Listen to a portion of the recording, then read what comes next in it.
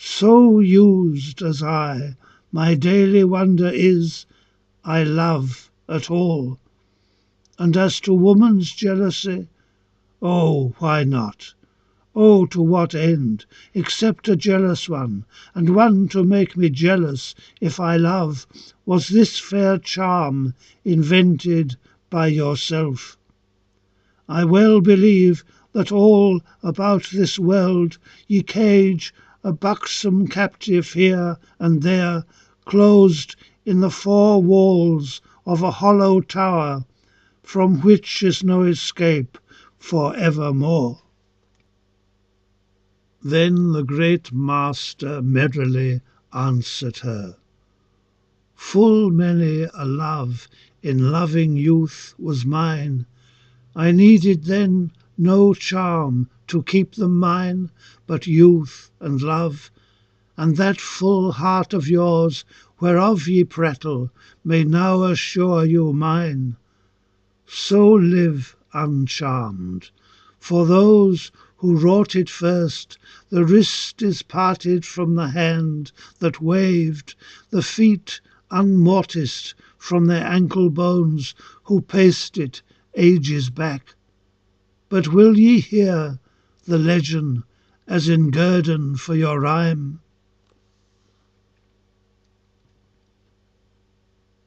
There lived a king in the most eastern East, less old than I, yet older, for my blood hath earnest in it of far springs to be.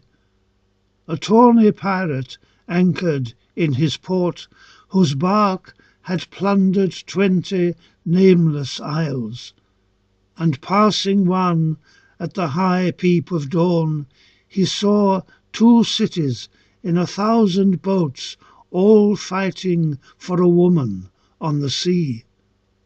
And pushing his black craft among them all, he lightly scattered theirs, and brought her off, with loss of half his people arrow slain. A maid so smooth, so white, so wonderful, they said a light came from her when she moved.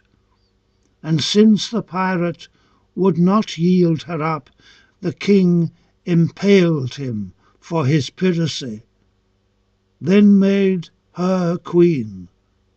But those isle-nurtured eyes waged such unwilling though successful war on all the youth, they sickened.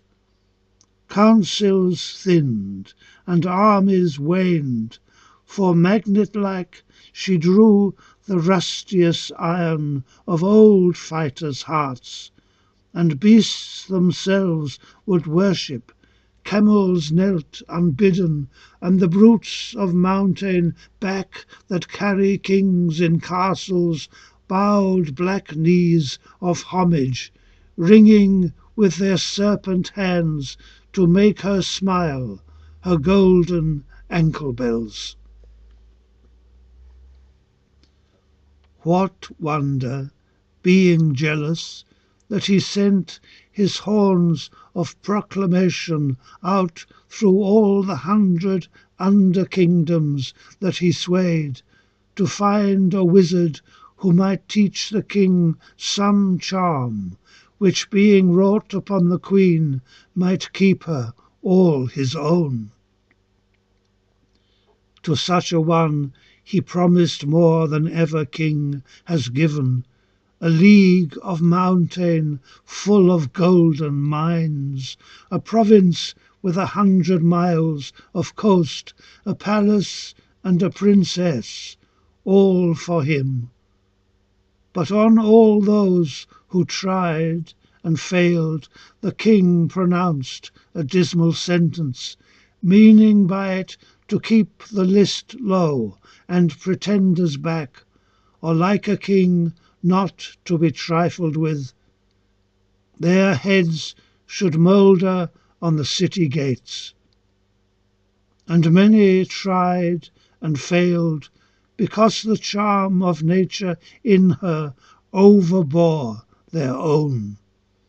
and many a wizard brow bleached on the walls, and many weeks a troop of carrion crows hung like a cloud above the gateway towers. And Vivien, breaking in upon him, said, I sit and gather honey, yet methinks thy tongue has tripped a little. Ask thyself, the lady never made unwilling war with those fine eyes. She had her pleasure in it, and made her good man jealous with good cause, and lived there neither dame nor damsel then wroth at a lover's loss. Were all as tame, I mean, as noble as their queen was fair, not one to flirt a venom at her eyes, or pinch a murderous dust into her drink, or make her paler with a poisoned rose. Well, those were not our days, but did they find a wizard? Tell me, was he like to thee? She ceased, and made her lithe arm round his neck tighten, and then drew back again, and let her eyes speak for her, glowing on him like a bride's on her new lord, her own, the first of men. He answered laughing, Nay, not like to me.